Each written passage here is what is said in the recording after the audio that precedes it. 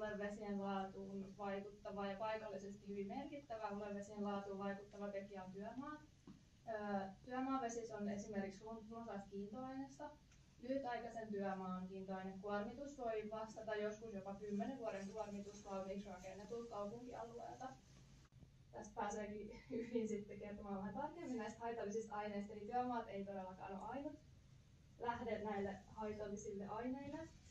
Kaupunkialueet ylipäätään löytyy myös näitä PAH-yhdisteitä.